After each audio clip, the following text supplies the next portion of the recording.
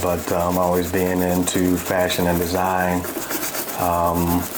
you know, how I dress, what my house looks like,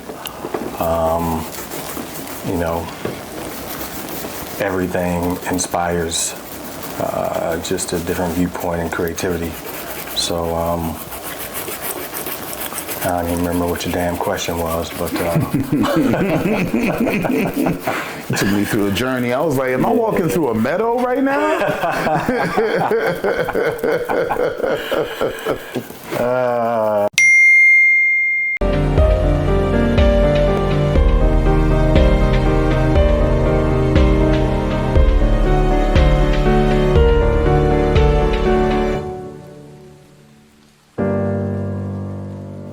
Yes, I mean, both to answer the initial question, but I definitely. Also, let me know whenever you want the cup of water. I'll just slide it out to you. I got you. Yeah. Appreciate it. I feel like I connect more with people in one-on-one intimate spaces. Okay. I feel like part of my purpose is to connect and provide perspective. Thanks. It's great for talking interviews. It's great. I'm sure it's great for talking interviews. Keep that thing on me.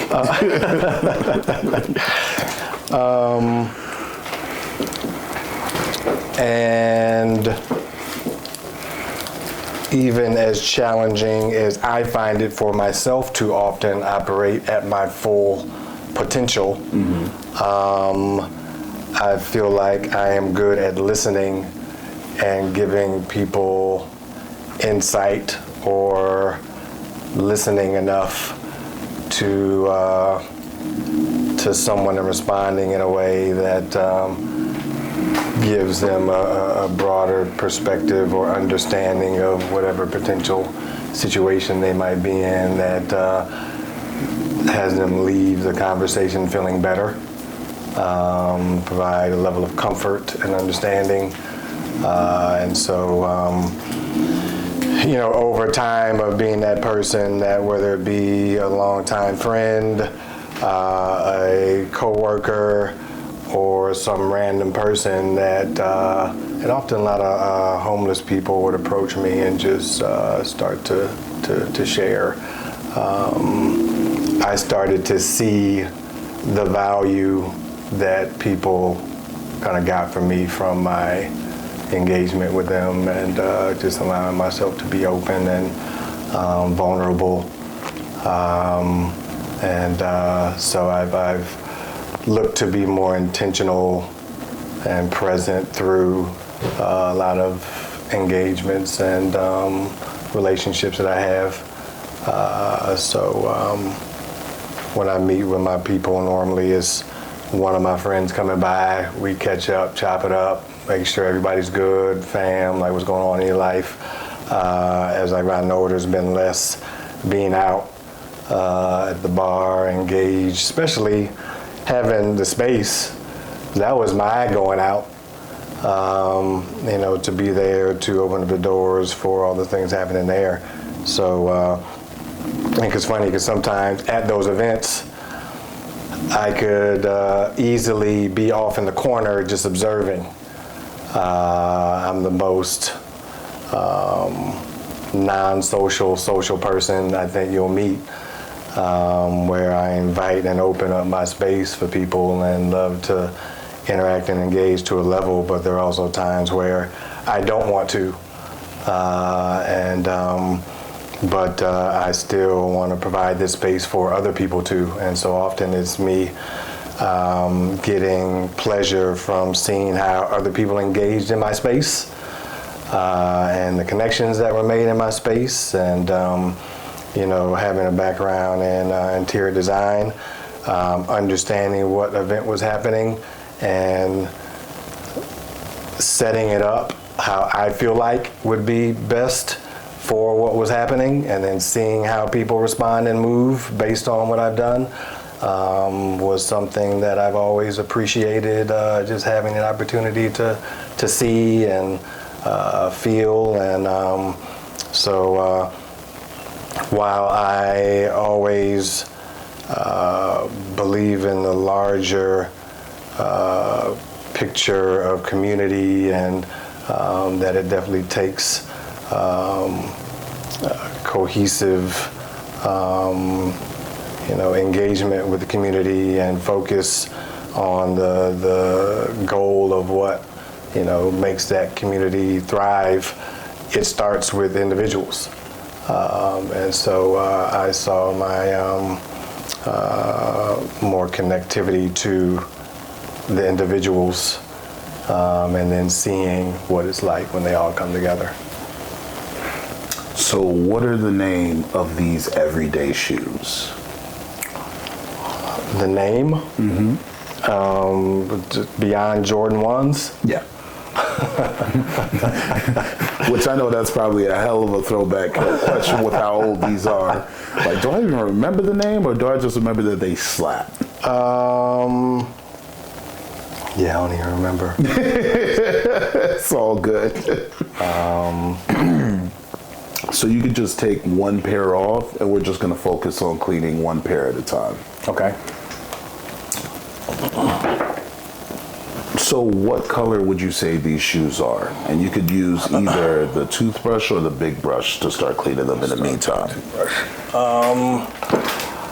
Anytime I see folks go for the toothbrush, that's old school. Yeah. Always. And they always go for the toothbrush, which is hilarious to me. Can cover smaller spaces easier. Mm-hmm. Orange, kind of a pale peach almost. Mm-hmm. And then obviously the black. And like I mentioned before, I liked the blue laces with them, but then the cool thing is based on what you're wearing. Just keep talking. I gotta go grab you a towel. I just realized, I was like, I ain't get that man a towel. All good.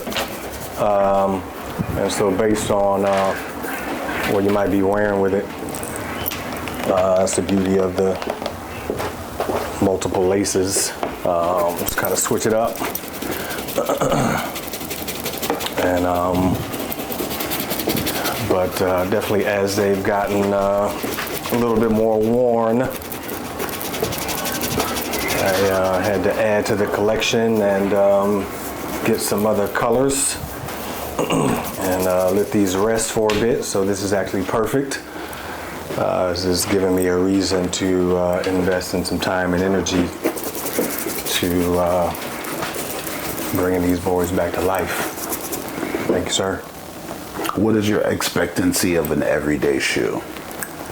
Comfort, versatility,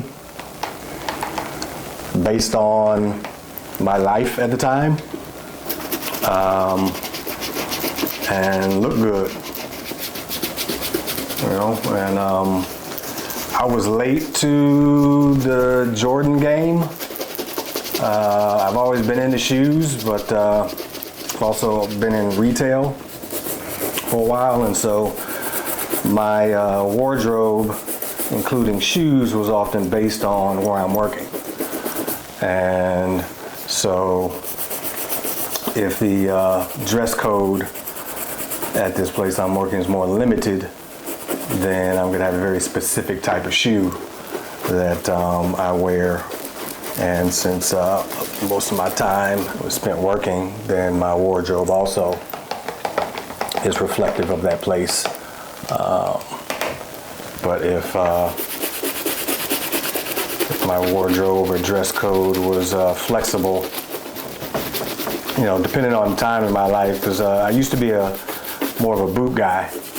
Growing up in Cleveland, winters are a beast. And then just the environment, my overall style, I think, growing up, it's into kind of boots, Timbs, polo boots. Then, over the past few years, I've gotten more into sneakers and just something about the wands, man. It just kind of became my thing. So got a couple pair of the ones, and then even found like an all-white pair that I started to play around with. And since I'm into fabrics and like leather, I would, cut out the Nike sign with, like I had some horsehair. So added just some texture to it, and then would draw a little something on some of them just to kind of make it my own.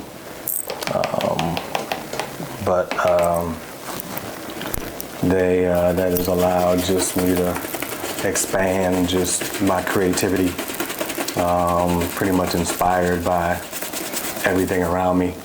But I'm always being into fashion and design, how I dress, what my house looks like, everything inspires just a different viewpoint and creativity. So I don't even remember what your damn question was, but It took me through a journey. I was like, am I walking through a meadow right now? yeah. What's the importance of textile and apparel? The importance. Well, we gotta wear clothes, so just I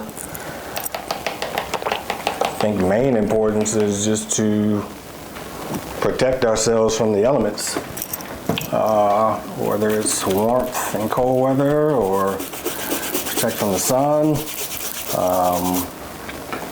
the wind, whatever. So, but I grew up in Cleveland, or the area, Cleveland Heights, suburb of Cleveland. It's so hard for me not to shout out K Cudi every time you say Cleveland. It's like hilarious. Yes, sir. And then actually the Kelsey brothers went to my high school, and they got Cleveland Heights pride like a motherfucker. Even their podcast is something about heights. Yeah.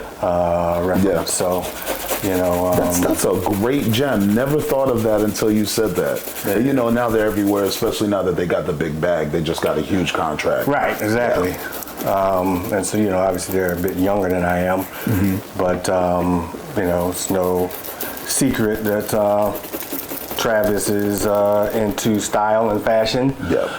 And, speaks to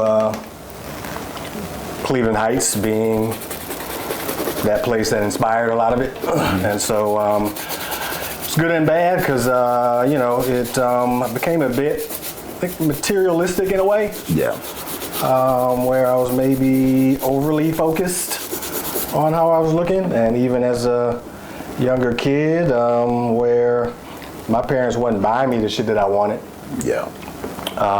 And, between school and, running track and other stuff, my parents, till a certain age, really wasn't working a whole lot.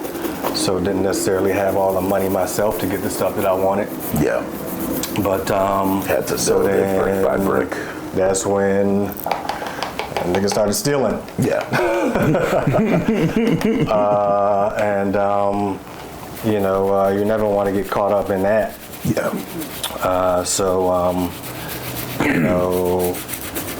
Luckily, I didn't have too many experiences where I was caught. However, I was. One of the results was my mom cutting up all the shit that she knew her and my father did not buy. Oh. And, I had good taste. So I'm Ralph Lauren, Hilfiger, Nautica, Fat Farm, Mecca, 90s was... Yeah, the golden era. Bruh. Yeah. And so I'm like, damn. Right before FUBU. Yep. Yeah. So So then, you know, in college, first I went to University of Cincinnati Okay. and was there for interior design. How was the course? They had a really good design school, DAP, and I was always was debating between University of Cincinnati and Howard. And but the year, or I don't remember how soon before I found out, my dad ended up getting a job at University of Cincinnati. So obviously that helped make this decision of free education. Yeah. Free is nice. But like I was saying before, we were talking, there's a big difference from Cleveland and Cincinnati. Yeah. And What would you say the key differences are? The proximity to just further south, being right across the line from Kentucky, which Cincinnati is, like literally how DC and Arlington, and even Cincinnati's airport is in Kentucky, just like DCA in Virginia. Yeah.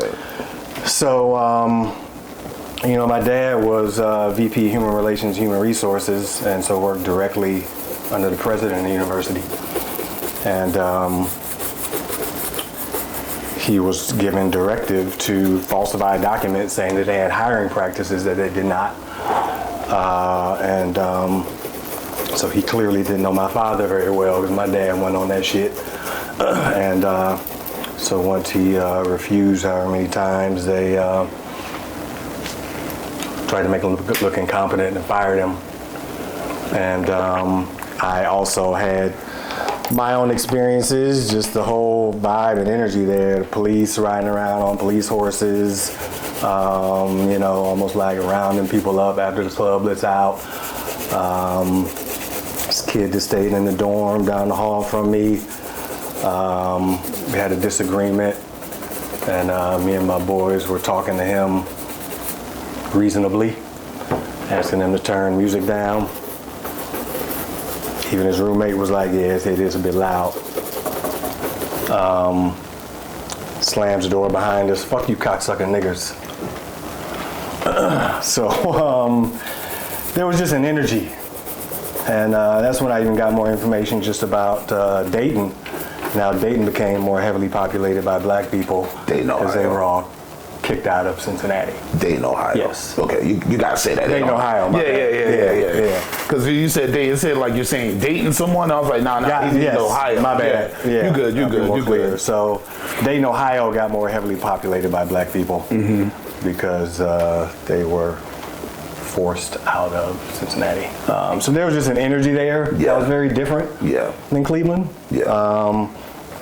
And so that paired with my father's experience let me know this ain't the place for me. And added to the validity of that experience. Absolutely. Yeah. So regardless how good the school was, I just never felt super comfortable there. Not to mention, I don't know that college was really my thing. It was something that I knew my parents wanted. I saw value in it, but is this really for me? And if it is, I think there's a very specific type of experience that I need to be able to thrive in it. That, you know, at that time, I really wasn't certain how to communicate that to my parents, what to be looking for, but Howard was definitely better when I transferred, and just the only issue there is I go from free education in a much cheaper city to live in to having to pay for some school myself in a much more expensive city, which then forced me to have to work, and just ended up working full-time, dropped out, and here we are. So you went from the real HU to dropping out. Yes. What was the significance of that experience?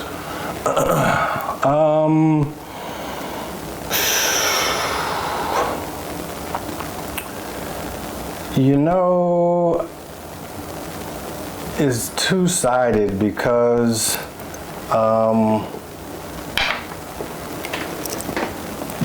I began to work retail and then got into retail management after a little while. One, I think everybody should work some type of service at any given point. There's so many things you learn Yep. about yourself and other people. And so I appreciated the things that I was learning just from, especially, I was a sensitive kid, and a lot of those sensitivities weren't understood by the figures in my life that I would want to have understood often. And so it created a insecure Jamin, to where I wasn't always as outwardly expressive in communicating the things I was feeling, and just kind of held on to a lot myself.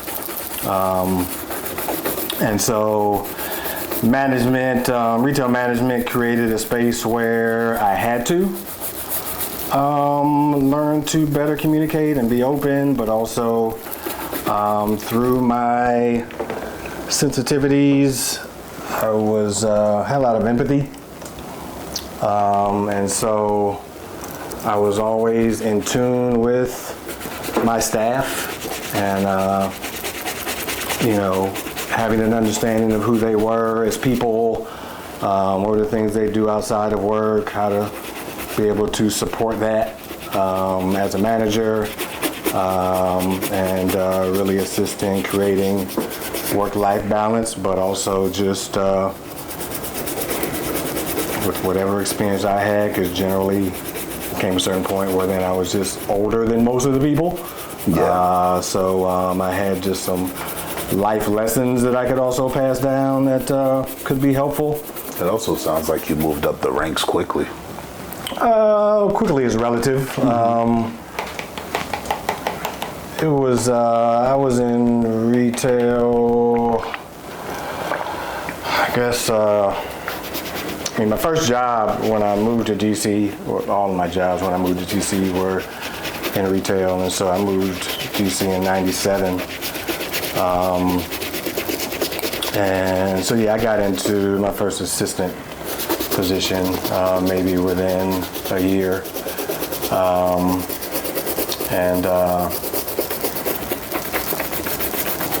So, you know, was able to utilize my creative skill sets just from a visual perspective, styling, and then just the more I was in situations where I had to deal with customer issues and employee issues. I learned to better communicate in that environment, resolve conflict, create an environment for a comfortable environment that allowed the team to thrive in and just be themselves,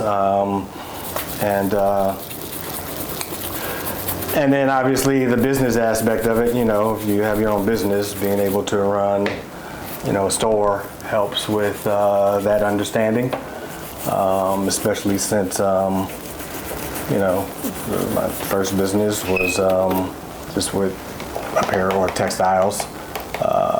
So even just an understanding of what customers want, and the ones in the retailers and brands that I work for were generally some of the same customers that I would reach out to for my product. And so I was always intrigued about brands and customers and how they engaged, and just brand loyalty, and just like Jay's, for instance, just how they just blew up like nothing before, and what just the psychology is around what was in the marketing, like what is it about the product itself, who is this customer that is has this appreciation, and just who is how big a company is it, like how accessible is the not just the brand story, but understand who the actual founders are. And as I was always into Ralph Lauren, and just the lifestyle, the aspirational lifestyle that was created, and it seemed genuine.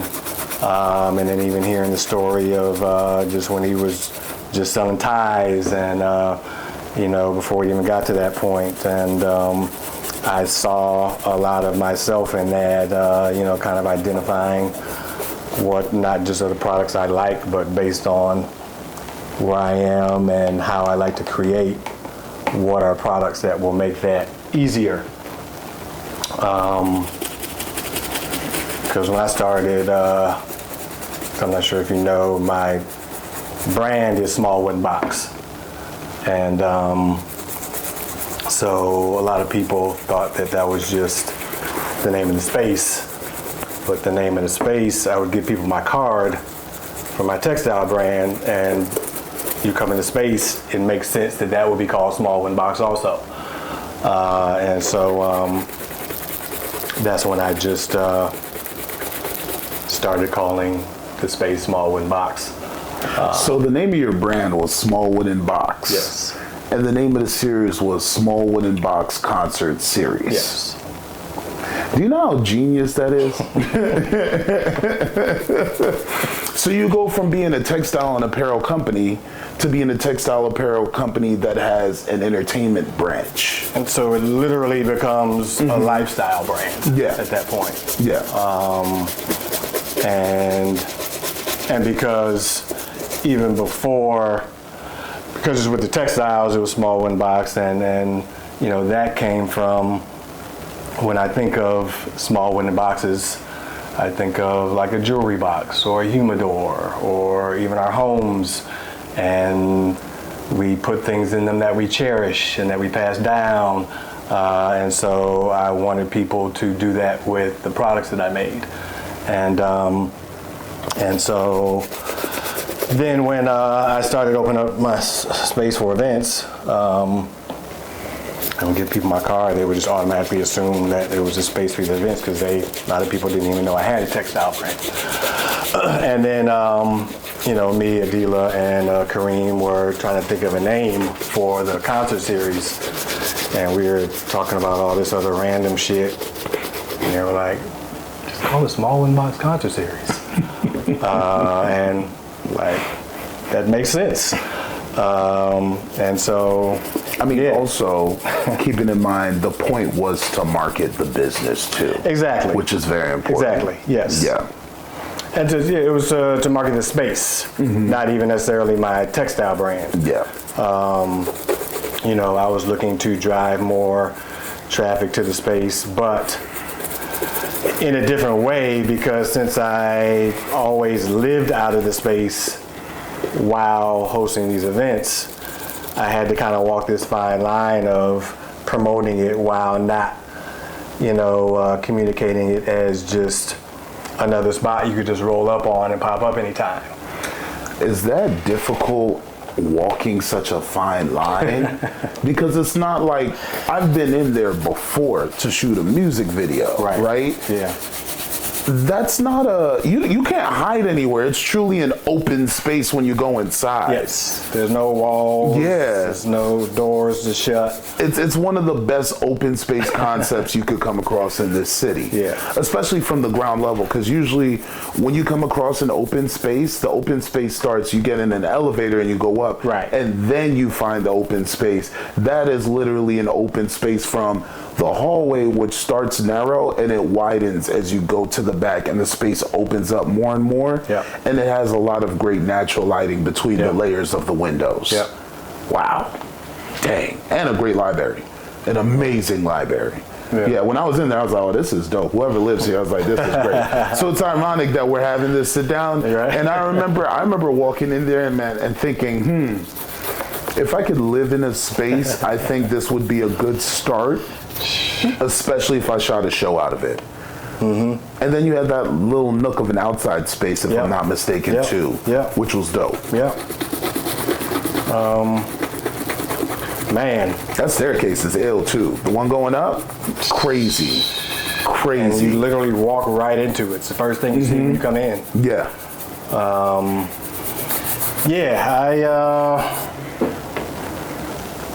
That place, and even just speaking from a lifestyle brand perspective, and even the names, like, it was an extension of me. And I would always say to people, I'm in my head often through some of the sensitivities that I had as a kid. It made me a bit insecure, and as I tried to kind of go through life navigating through that to build more confidence in who I was and what I did,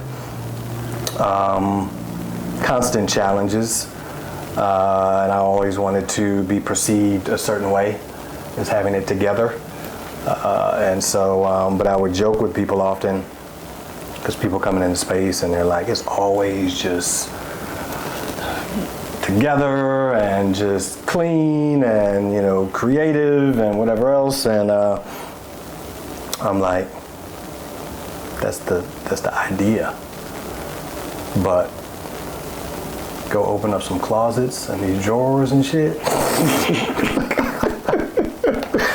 It's a goddamn mess. There's an occasional period where I'm like, you know what, I need to get this shit together and throw some shit out, reorganize some drawers, color coordinate my closet, and then at those times I was more together. And but you let life kind of happen and lose sight of those little things that you need to do to ensure, operating at full potential. And I got in my way a lot, and never, and it was challenging to always be able to seamlessly move into the things that I know would have me operating in that way. And because I think you had said something earlier, I don't know if I heard it earlier from somewhere else, about people pleasing. Yeah, people pleasing. How people pleasing hurt me is actually a very good way to think of it. Yeah. And so wanting to be liked. That often turned me into a liar, because I wanted to make people feel good. I didn't want my intentions to be questioned. Because of society, there's certain things that we associate as being wrong, where the only thing that's being wrong is not telling somebody the truth about what it is. And it was often hard for me to do that. Getting to that place is hard. To say it out loud, getting to that place is hard, man. Yeah. For real. And so, and then especially me, who was somebody that was always in relationships, where it never gave me time to understand and connect fully with myself. So that if somebody questioned,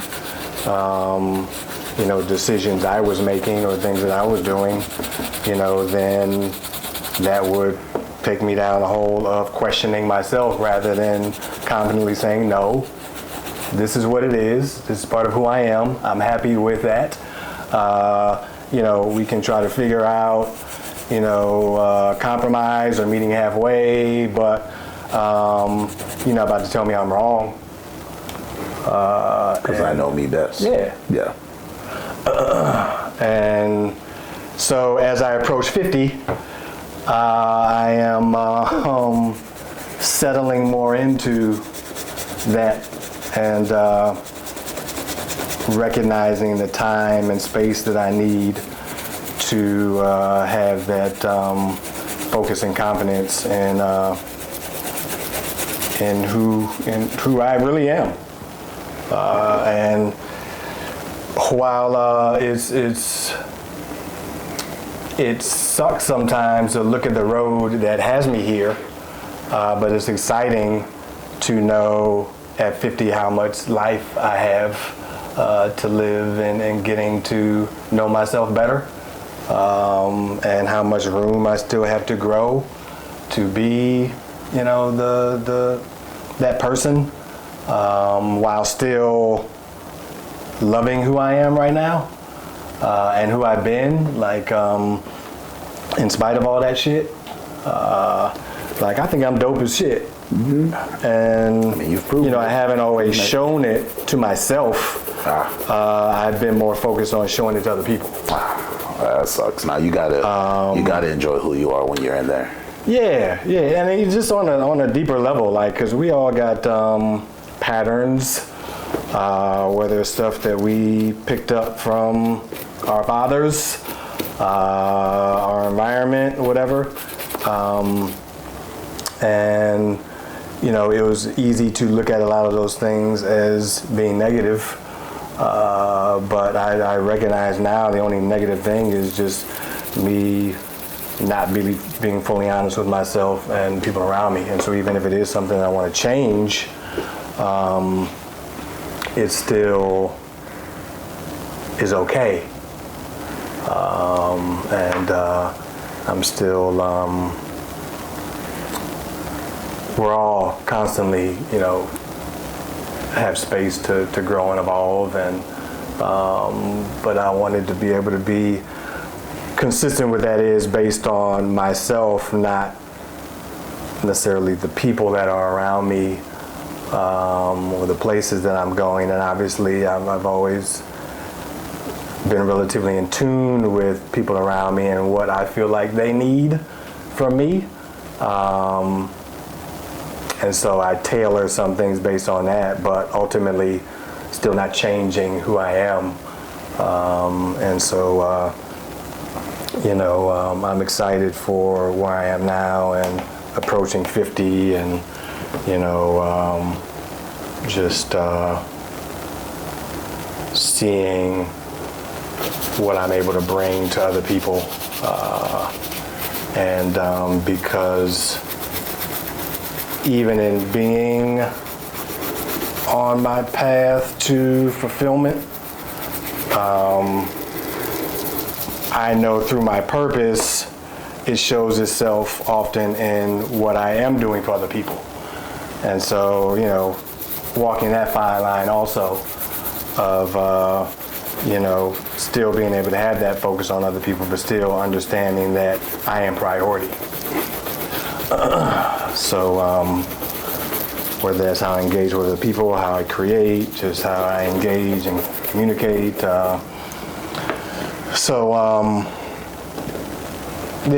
That's... You literally brush the shoe until it's dry. Because I don't remember seeing you wipe the other shoe, but all of a sudden the soap was gone. And I was like, how did the soap leave? Yeah. And it's because he's brushing it until it's dry. Mm-hmm. It's impressive. And yet, I'm not sure how much a difference it's making. No, it's making a difference. It's making a difference. Also, you got to understand, that's a much older product. So right, yes. How much of that so is it's not going to be new. Yeah. Versus what the sun has done to the shoe. Yeah. Which is also something I appreciate about products, leather especially. Mm-hmm. Tell me a bit about leather. The beauty of the aging process. There's no other material like it.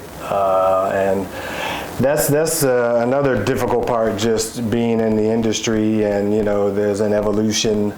I don't know if you saw the video with Pharrell recently. There was someone that came in to a talk that he was doing, I think from PETA, and he paused and was like, "You're right." He was like, "God bless you for communicating this." Yeah.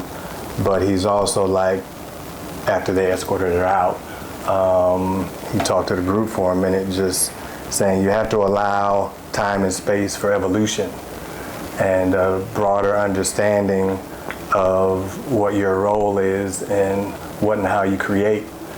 And so obviously there's a thing just with leather and animal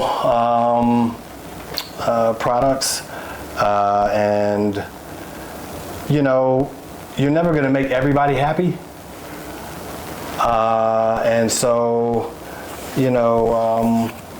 I think my approach on life is being mindful and thoughtful of other people. And so if I like to make some leather products,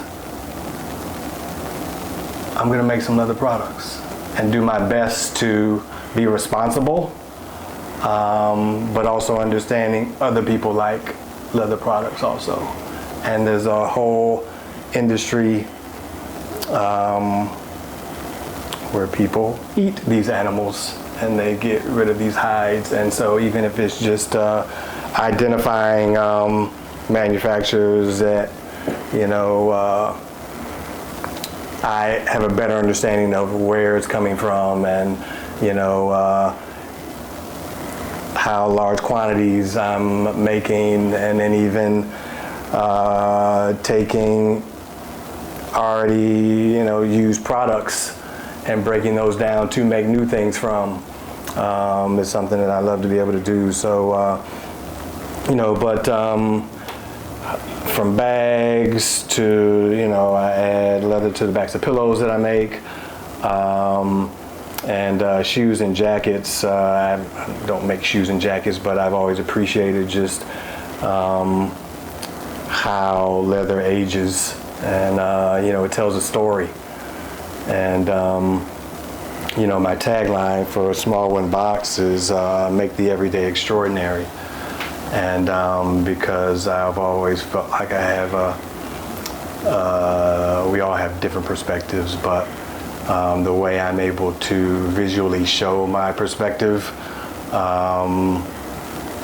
to make these things and tell a bigger story through images. And like there was a pop-up I was doing once where a lot of the images that I do, I get them printed on materials, make silk scarves and pocket squares, or like cashmere and modal blend scarves, or pillows are generally like a thicker cotton duck material, and then I'll add leather to the back. And so the images tell a story. And so I went to Puerto Rico and visited El Yunque rainforest. And so one of the images I took, it was just me looking up.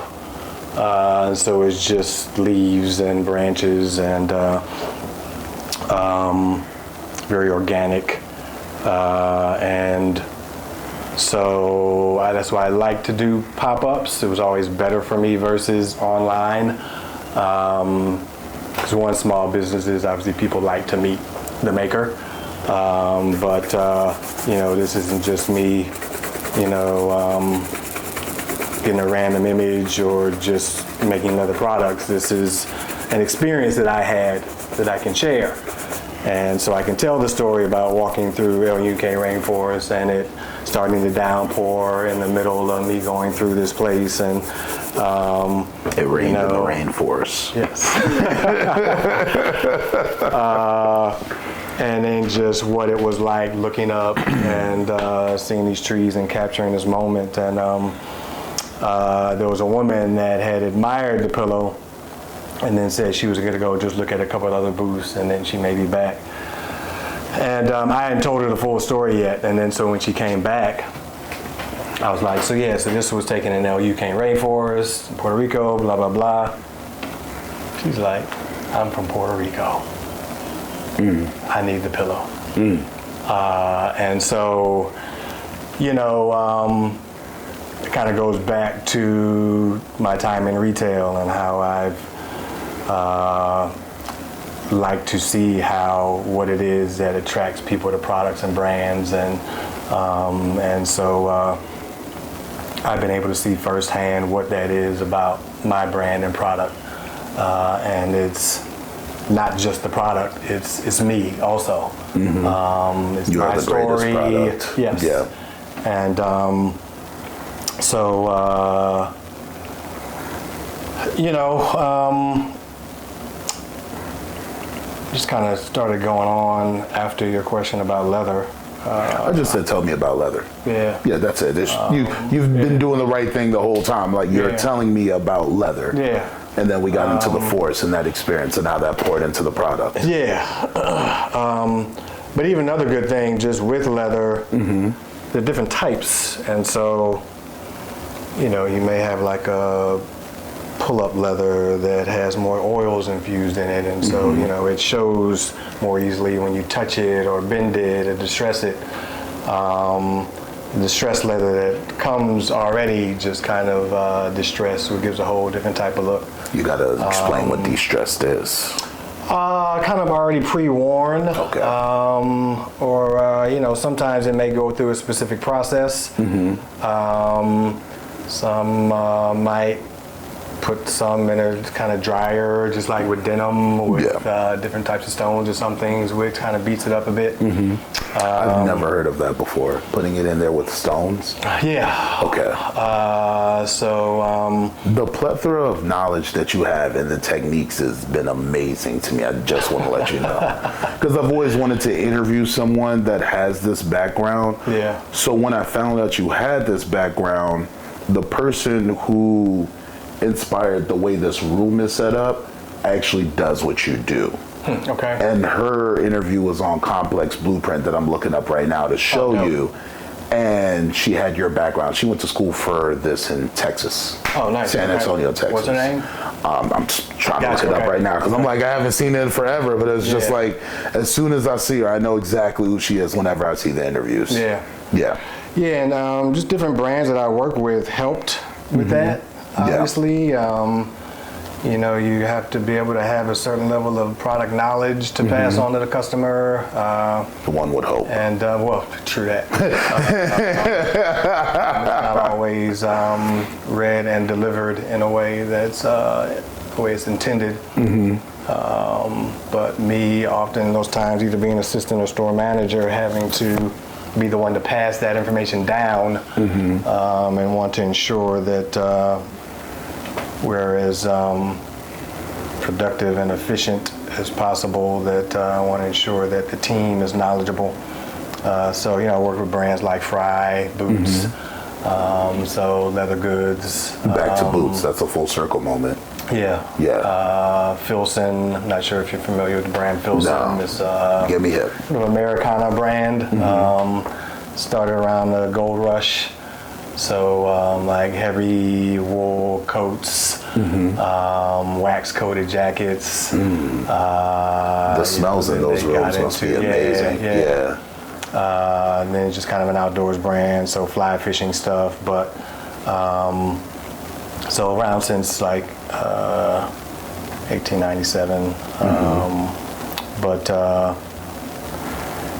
then started to broaden their market into more urban areas, and so you know, flannel shirts and just stuff like that that fit more into the urban landscape versus the kind of traditional customer that came up getting the mailers and But yeah, seeing a lot of these products and touching them and feeling them, I've always been kind of a hands-on guy and like textures and and just similar to just denim, leather and denim are very similar in a way and how they age. Would you say the environment defines your taste selection in terms of what you create with someone with that kind of background? Like from what you've noticed working with other people that have your background? Not so much. I've been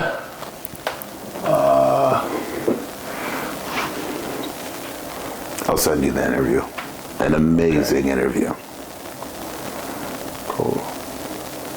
And you can see the background. You just know, yeah, word for word, bar for bar. I was like, if I ever make a set, it's going to be just like that set.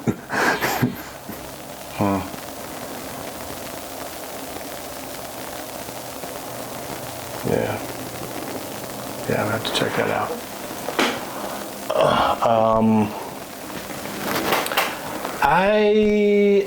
I recognized pretty early that I wanted to always be the main driver for what I'm creating. And while I was definitely influenced and inspired by things around me, I guess the scarves came about more as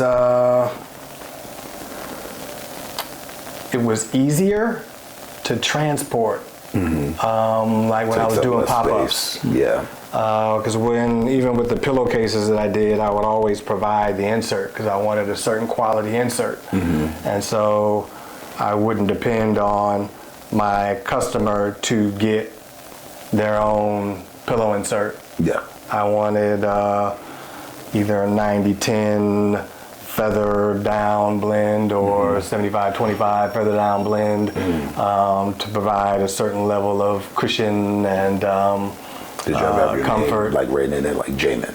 Jamin was here. Funny you say that because because it ultimately is art. I thought about should I just sign each one?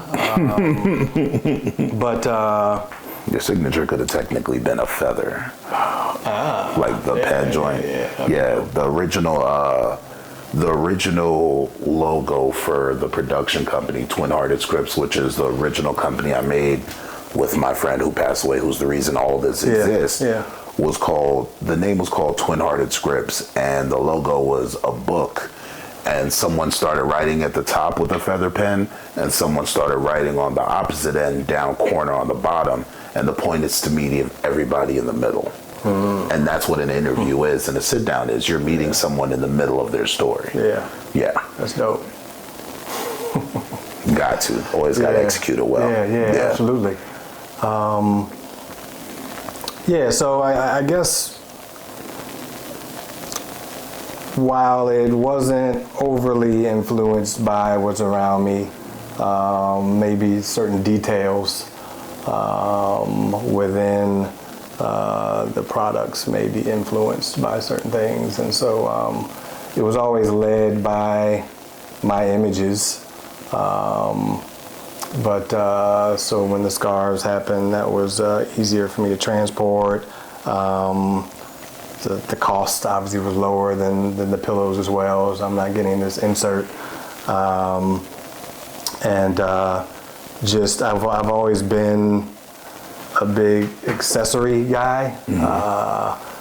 Jewelry, socks, and so to have this piece that can not necessarily be the headliner, in a way it is kind of, because you can have this simple monotone outfit and then a lot of my images have like pops of color or interesting lines. And so just seeing, like, holding up a scarf and seeing the full image, and then seeing how the colors and lines within the image come together when it's worn was always cool to me, and I always wasn't even necessarily a guy that wore scarves. That also affects its implementation, because now you go from simply wrapping it around your neck to moreover draping it over your shoulder so people can see the whole design. Yeah. And so identifying all the different ways that you can show it, and then it's always fun when you see stuff like Black Panther and sneakers.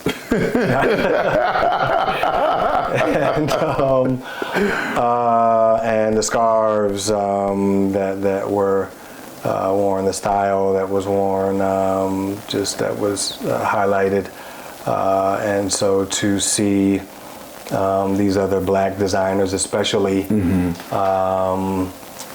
operating at the highest level. To see someone doing the things that you want to do ultimately. And also publicly getting like credit. you, yes. That didn't necessarily change anything for me, but it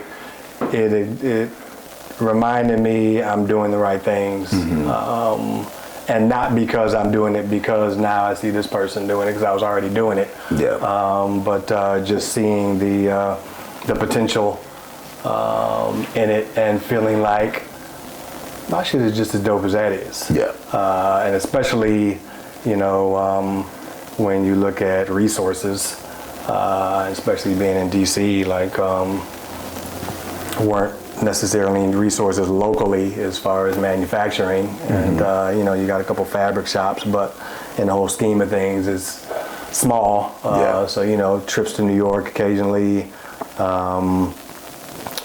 To print, utilizing factories in North Carolina or Canada, sometimes Asia, and then just the timeline that adds and the cost for shipping. So there have always been these different challenges, and then especially around COVID, because I had totally put my textile brand on the back burner. During then, just because of those challenges, not to mention the space became more of a focus for me at that time. And, would you say that was a great distraction to have, being able to produce something else while for sure, giving the other one breathing room? For sure. And a distraction that made me money. Oh, that's nice. Was the most important part of that. And Are you that done with the was sneaker? Yeah. Okay. I think what you could do is just put that on the bottom in the meantime. Okay. And then use the towel to wipe off the table, and we could just have some of your products on the table in the meantime. Awesome. I feel like that'd be a good transition point for you. Yeah, perfect. Yeah, and then you can just open the towel. I don't want like the dirty water that you already have to be there. So just flip the dirty side of the towel onto the table, and then we'll keep the clean side for your products. Okay. Respectfully. Actually it's probably best because it won't slip off of there. So got a few pillowcases. Ooh, the material is thick. Yeah, so it's wow. like I mentioned, the cotton duck material, so it's going to be really durable. I always wanted to identify printing companies that create vibrant colors, and so get the true kind of colors in the photo. I don't know if you peeped it, but your pillowcase made me say wow when you brought it out. This is not what I expected. This is completely wow. Yeah. Outside of the scope. I don't see and haven't seen a lot of people do what I do. It's not in the market. Yeah. Yeah. And, I did actually transition a bit when I first launched it, because I recognized and found out by taking them to different furniture stores that's amazing, but that isn't for everybody. Yeah. And so then I started doing also just kind of like close-ups of leaves or something that looked like it was actually a pattern, and maybe just one or two colors so you can really fit it in with a different color scheme in someone's space. You mind if I touch? No, not at all. And so then there's the leather on that side. Man, this reminds me of my mom's basement back in the day.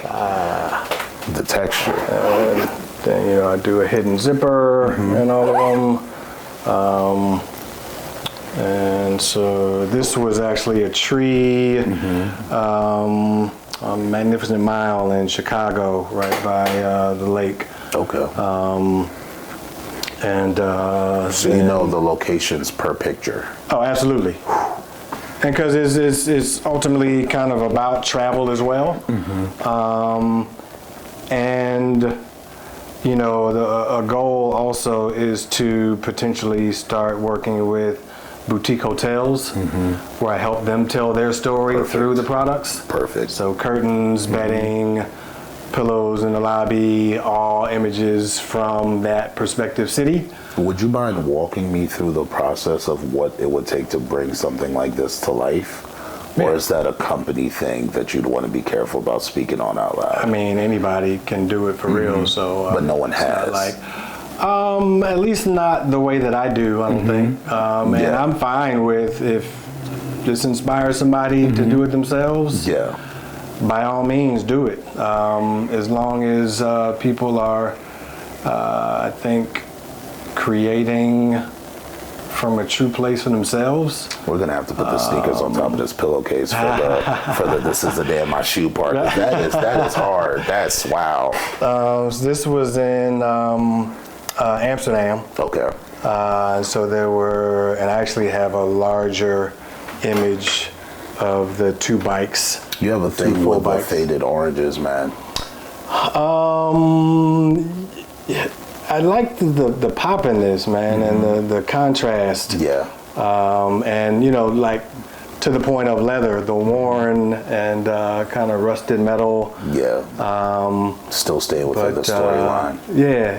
And this is not all going to be like that. There's some that are very different, which you'll see with some of the scarves. But I like color. I like texture.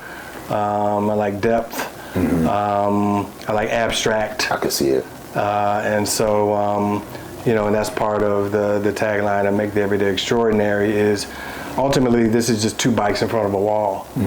But the way that I see it, and, I've always liked taking pictures, but I never really considered myself a photographer. But you're an so artist. then I would see the images as products. Yeah. And so that's when because I would occasionally do like a photo shoot for somebody's conference, or I did like some maternity shoot. Part of that, because one of the conferences I did, I was able to go to Amsterdam. And so, You have an eye. You have an eye. And that's the thing.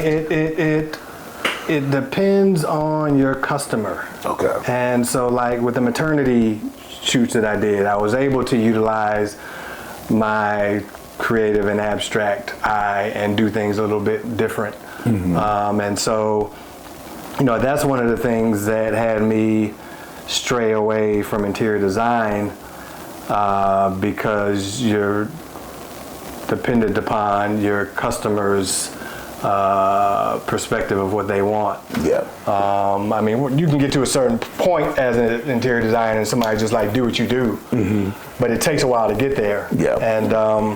And even with some furniture stores that I worked with, where I would do home visits and go through floor plans and spend all this time developing these schemes for them not to buy anything and not to utilize anything. And it's just like, rough. That's okay. rough. So it's just like, okay, what do I like? What would I like for myself? What do I like to the process of? And I like walking. I like exploring the city that I live in. I like exploring different places when I travel. And, so one of my favorite days ever traveling, I was visiting a friend who was working in Paris. And she had left the day before me, and so I'd had just like a full day just to do whatever the hell I wanted. And I was staying at this hotel in the outskirts of the city, but from my hotel I could see the tip of the Eiffel Tower. So I was like, well shit, I'll just take a walk to the Eiffel Tower. 5 hours later. Yeah, I was gonna say the tip.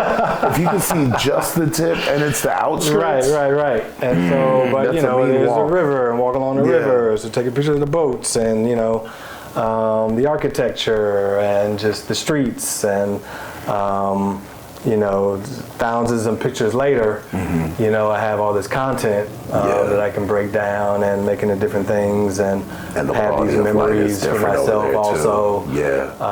And, you know, so the process of it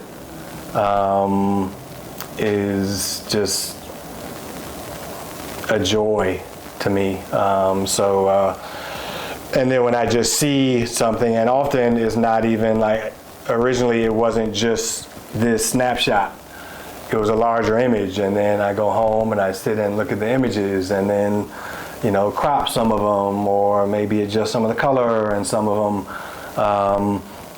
And then I'm like, oh shit, yeah, that's a dope pillow, or that needs to be a scarf, or now I haven't started doing bedding yet, but bedding and curtains is gonna be next. And so, you know, instantly seeing these things in the images, or sometimes at this point now, I'll see what I want to see and know already, okay, this is going to be some sheets.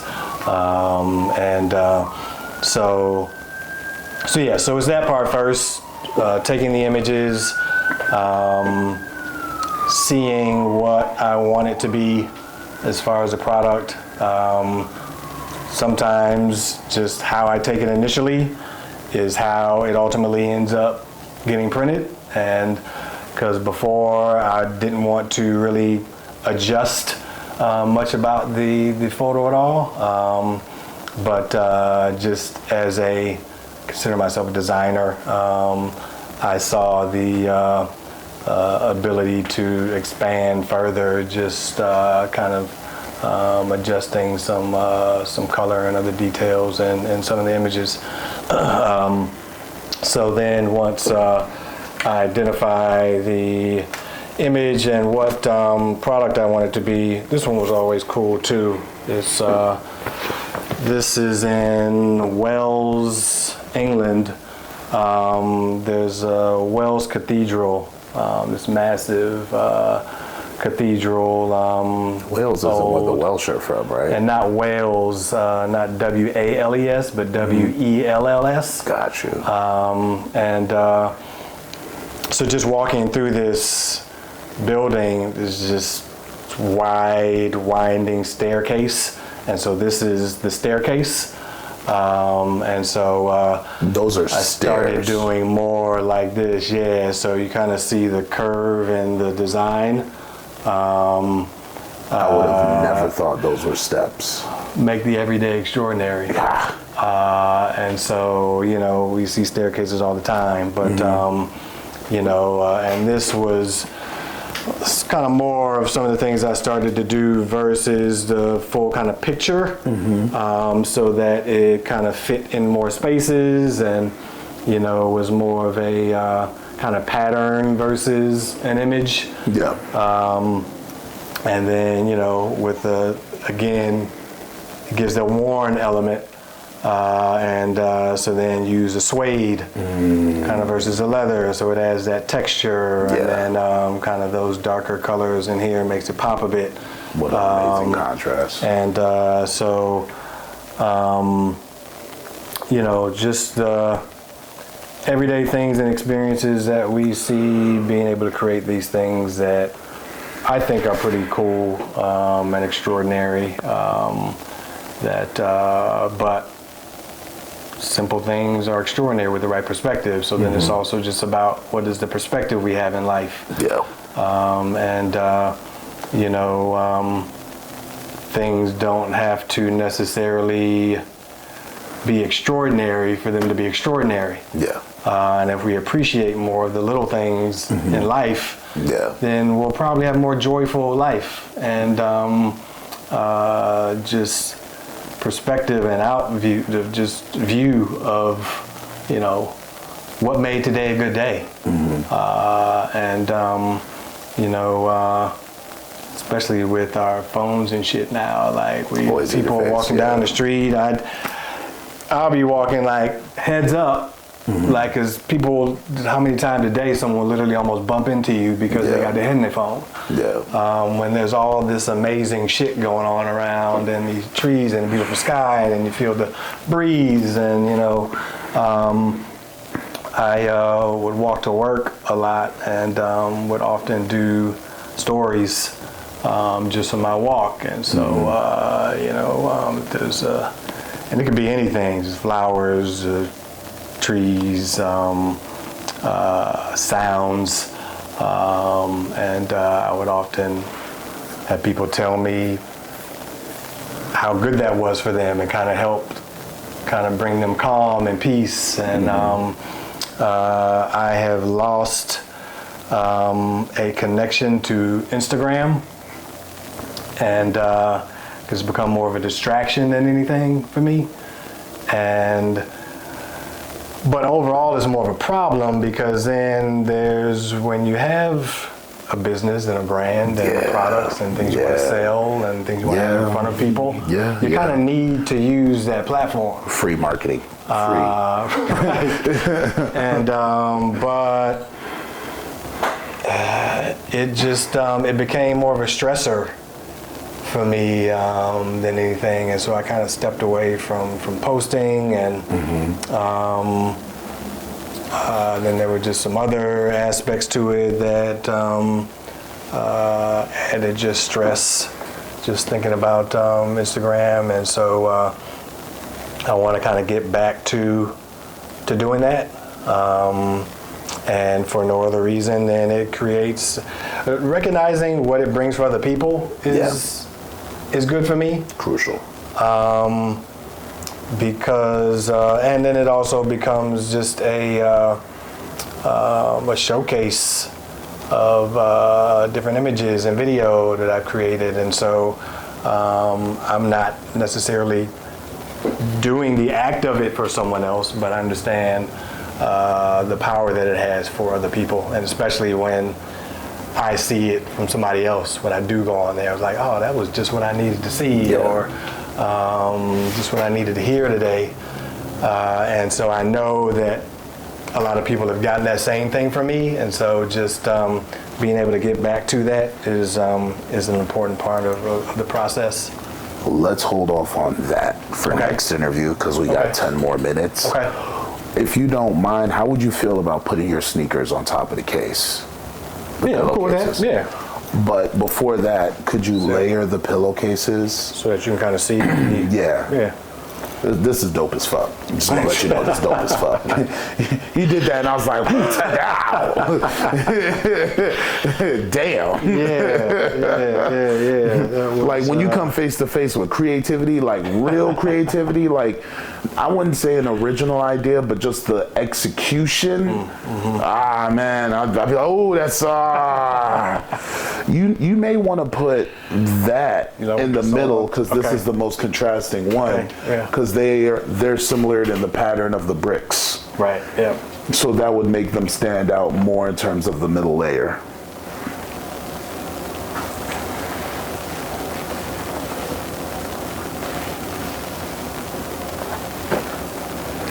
My camera's like racking its brain on how to keep track of everything, and it's like, fam, it's cool. Just keep recording. All right, and I'd say put your sneakers either in the middle or to the right of the table on this side. Okay. So like, whichever one works for you. Oh, just one of them? No, both, but whichever one works for you placement-wise. Okay. So I have 2 more questions for you before we wrap this up. Okay.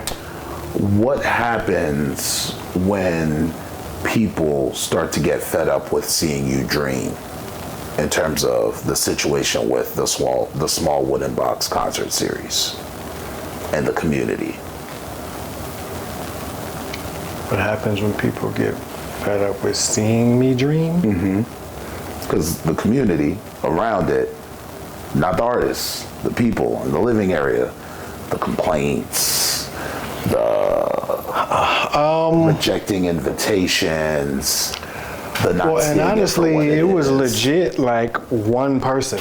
Ah, damn. I mean, broadly speaking, like there may have been literally 2 instances in maybe the 7 years that I was opening my space for events, where maybe the next day someone was like, it was kind of loud last night, or the crowd leaving afterwards was a little noisy, but those were from neighbors that I knew and had clearly a certain level of respect to tell me directly. And so I was like, you know what, I'm sorry about that. Here's my number. If there are ever any issues, you can just message me directly at that time. But So you've going always put the forward, I will relationships ensure first. that I'm mindful of the time of things, because as far as the sound itself for things inside my space, it was never that disruptive. The sound stayed inside relatively well. You might hear a little bass walking past the house. As long as you keep the door But closed. if you're inside someone else's, your own home, it's not going to be really disruptive. And so the one main person got on a platform that I used to rent my space, created a profile, and would message me about trash and the timeliness that I needed to have to ensure that it was cleaned up. And so the first time I received this message, I said, I appreciate you caring for our neighborhood.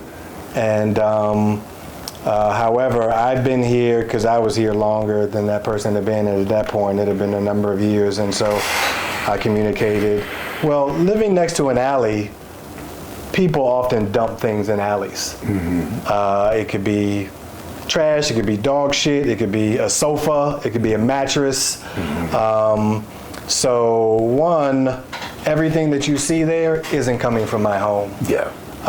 Even if I'm not there at the time of an event, I have very clear instruction and communication with the people utilizing my space to handle the trash in a certain way. And everybody respects those instructions. And even if they don't, by that evening, I see it and I can address it myself.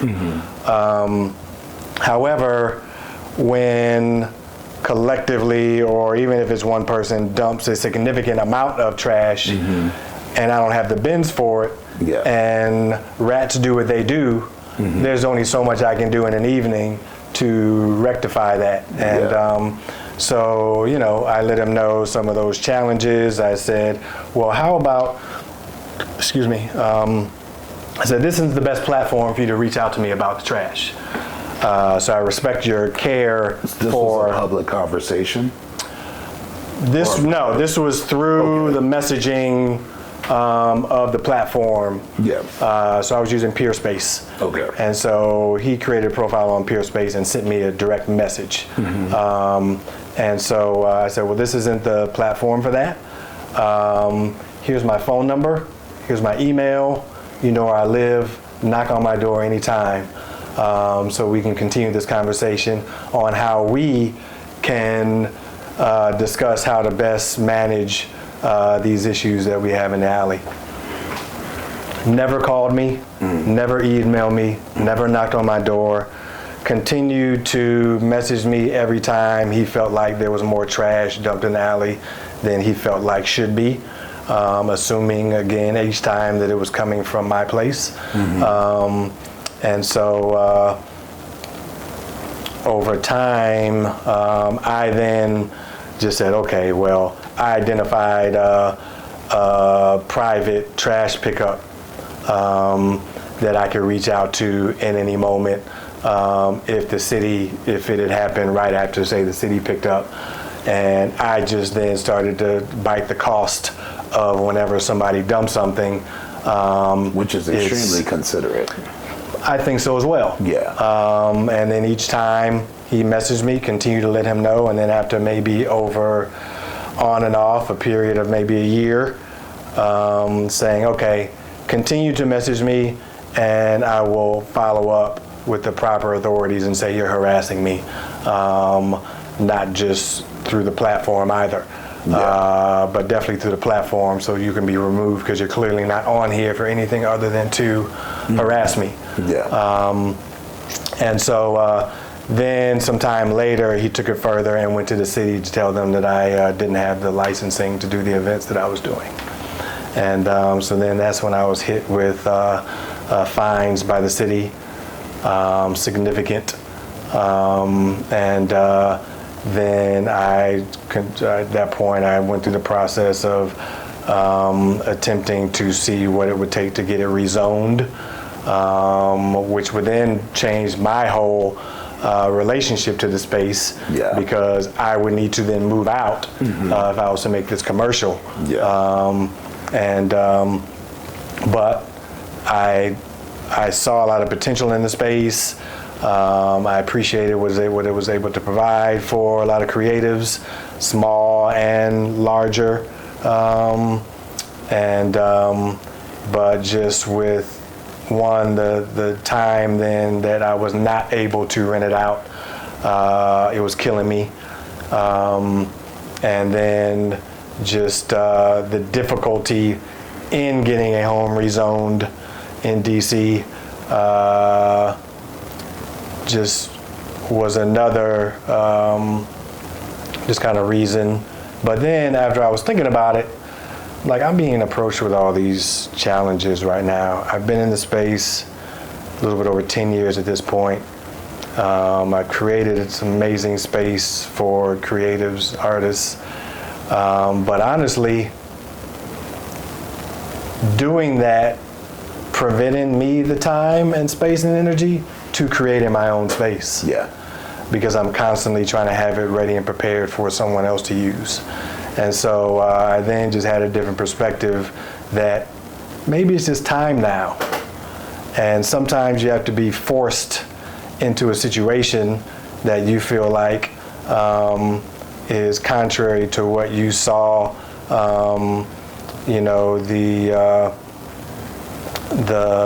the main point of this.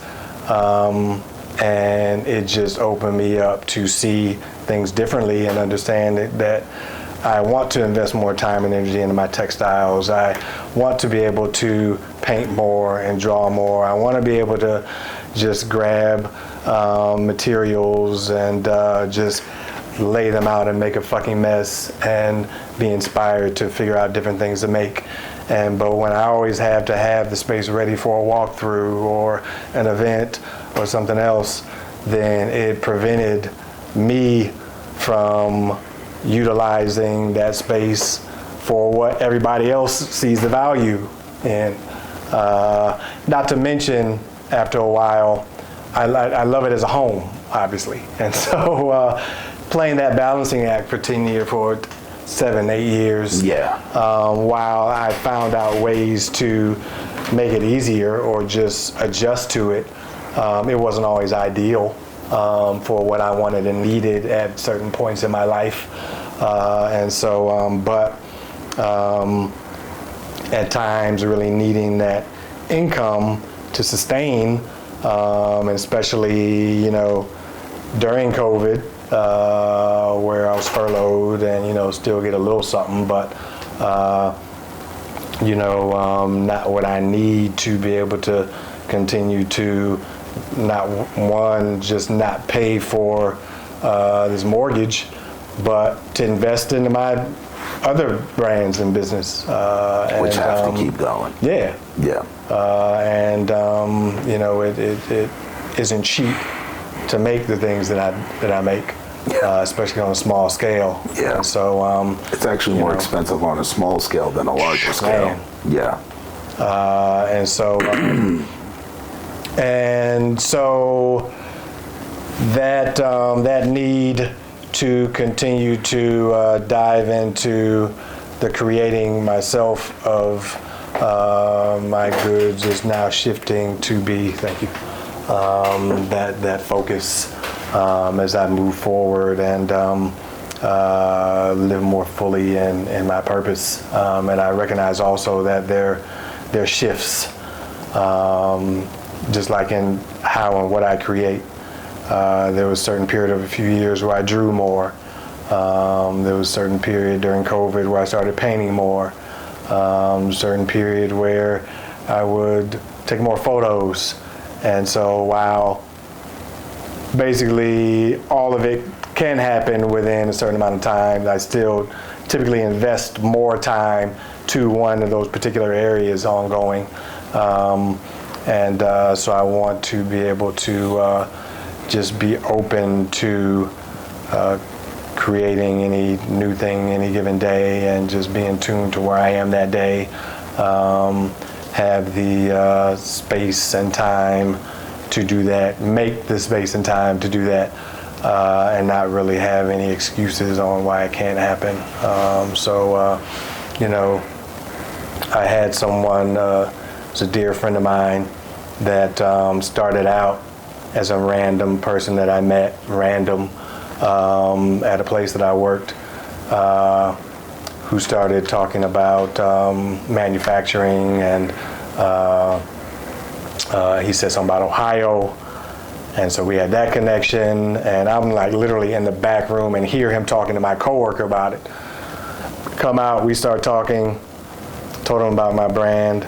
He was like, "Do you drink coffee?" I said, "Yes." He was like, "Let's meet later this week for coffee." And he's he started out as a coach for like tech companies, but loved like smaller businesses and design and creatives. And we ended up meeting at least once a week for him to assist with the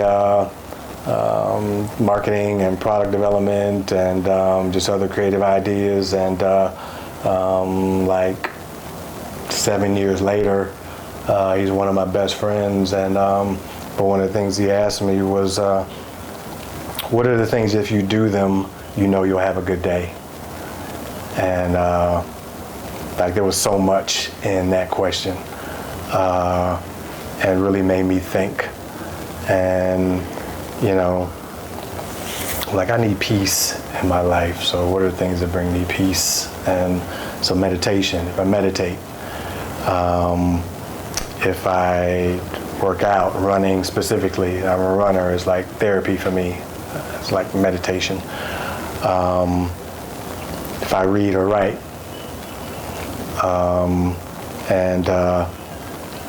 so it made me more mindful of ensuring that at least two of those things I'm making sure happen every day. And so one, that's not just building consistent habit in doing those things that bring me peace and joy, but it also then is a bridge to creating other consistent habits for other things in my life. It's just an automatic connection to you focus on the things that you like to do that bring you peace and joy, then that becomes a lifestyle change that other things just kind of fall into place. Still easier said than done, ensuring sometimes that those things are happening. But the fact that I know and am connected to what those things are, at least when they're not happening, can remind me, oh, you didn't meditate today, or maybe you need to go for a run, or just take a minute to just read and just, relax for a minute.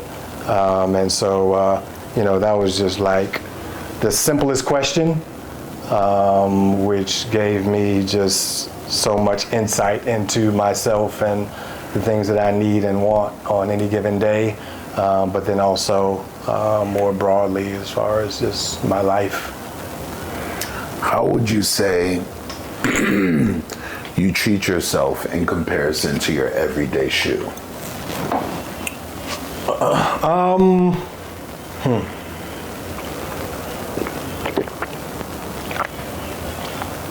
Very similar.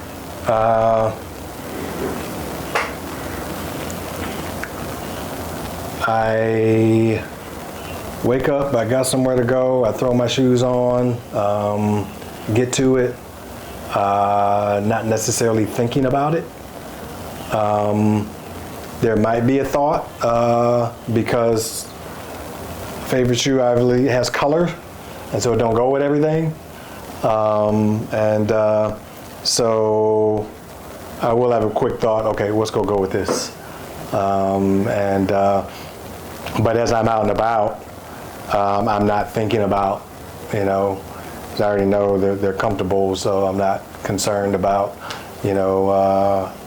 my feet or where I'm going. But, there is sometimes lack of thought as well for the care, but also because I think them being worn in is also part of the value and benefit of them,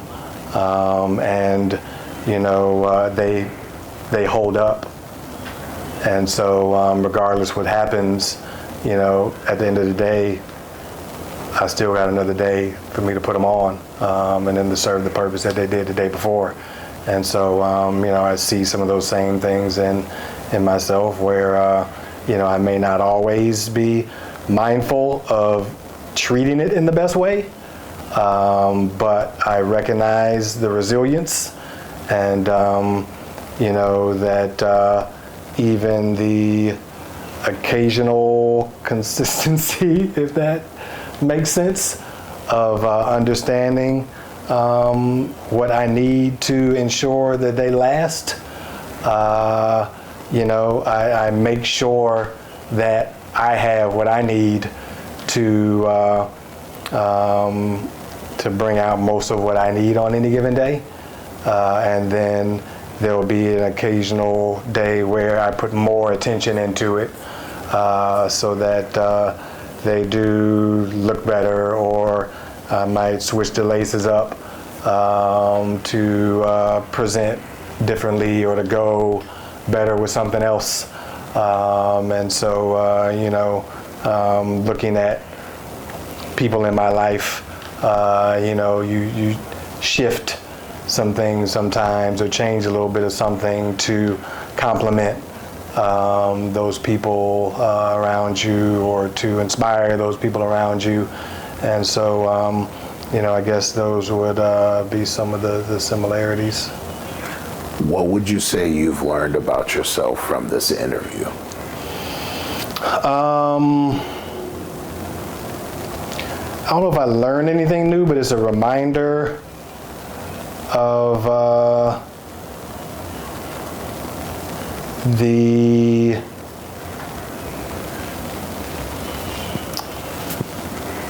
dopeness that I am.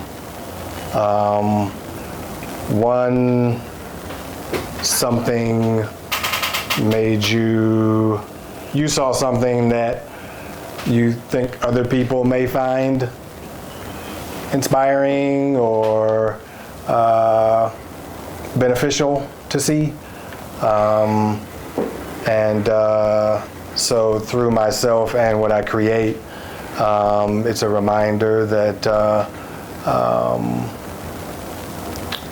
that I am a dope person and creator, that there are things that I make that people find value in, and things that whether I present non-verbally or verbally, that there's value in